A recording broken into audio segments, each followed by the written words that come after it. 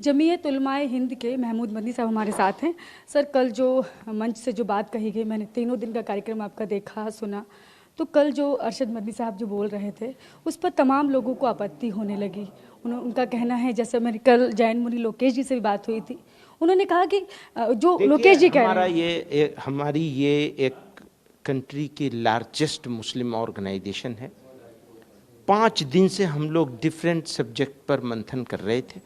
उन सारे सब्जेक्ट में से एक सब्जेक्ट ये भी था। इस सब्जेक्ट पर हमारा एक ऑफिशियल वर्जन मौजूद है, आप उसको देख सकती हैं। मेरी सीमा उसी तक है, उससे बाहर मेरी सीमा नहीं है।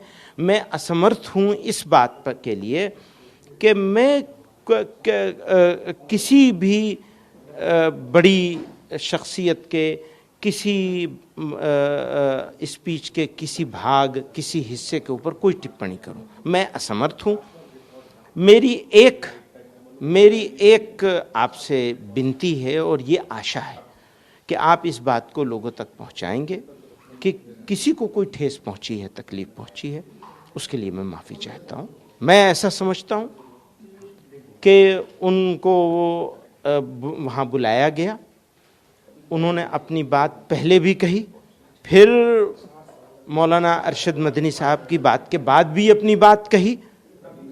बहुत सारे लोगों को उनकी बात पे भी बहुत सारी आपत्ति है, लेकिन आपत्तियों के बावजूद मैं ये चाहता हूँ कि उनको अगर कुछ तकलीफ पहुँची है तो मैं उनसे 100 बार 1000 बार माफ़ी मांगूंगा।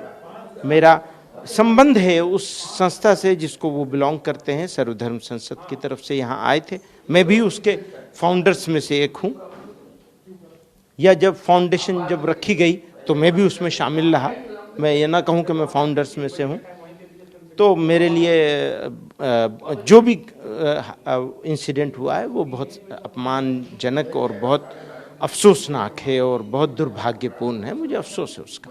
शुक्रिया। मंच पर तमाम धर्मों के लोग बैठे हुए थे, आपने सर्वधर्म सद्भाव का जो कार्यक्रम किया था, लेकिन एक बात जो वहाँ से हो गई कि इस्लाम से सब निकले हैं, तो ये बात को लेकर आप? मैं यही कह रहा हूँ कि बहुत सारी बातें ऐसी हो सकती हैं मेरे से, मुझसे, किसी और से, जिस पर सब लोगों को आपत्ति हो। तो हम ओपन हैं और आगे भी बैठेंगे। मैं आचार्य लोकेश मुनि जी के साथ भी बैठूंगा और उनसे बात करेंगे और जितनी चीज़ों पर सहमति बनेगी उन पर मिलकर काम करेंगे। जिस पर सहमति नहीं बनेगी उस पर वो अपना काम करेंगे, हम अपना काम करेंगे। यही होता है एक सिविलाइज्ड सोसाइटी में एक मैनर होता है बात करने का, उस मैनर के मुताबिक काम करेंगे। लेकिन अरशद मदनी साहब जो बोल गए वो शायद गलत बोल गए। मैं ये कैसे कहूँगा कि कौन गलत बोल गया है? अगर मैं ये कहूँगा तो आप ये भी कहेंगे कि आचार्य लोकेश मुनि जी भी गलत बोल गए।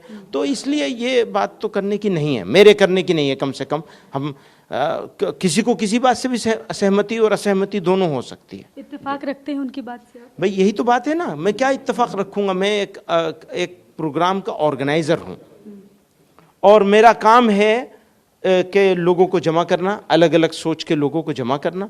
वो आगे भी करूँगा, करता रहूँगा। और किस बात से सहमत हूँ, किस बात से असहमत हूँ, ये उनसे पूछिए। कार्यक्रम का उद्देश्य आपका एक तरह से ये था कि सभी धर्मों के लोगों को मिलाकर उनके बीच प्रेम मोहब्बत फैलाना। Thank you. तो ये हैं महमूद मदनी साहब, जो कि जमीयत उलमाए हिंद के हैं, और इनका कहना है कि कल जो अरशद मदनी साहब ने जो बोला उस पर इन्होंने बाकायदा माफ़ी मांगी है और कहा है कि अगर उस बात से उनको बुरा लगा है तो इसके लिए हम माफ़ी मांगते हैं। अगर कुछ बातचीत हुई है, कहीं कोई कसर रह गई है, तो इस पर हम लोकेश मुनि जी से भी बातचीत करेंगे। अगर फिर भी बात नहीं बनती है तो हमारे रास्ते और उनके रास्ते फिर अलग अलग हैं।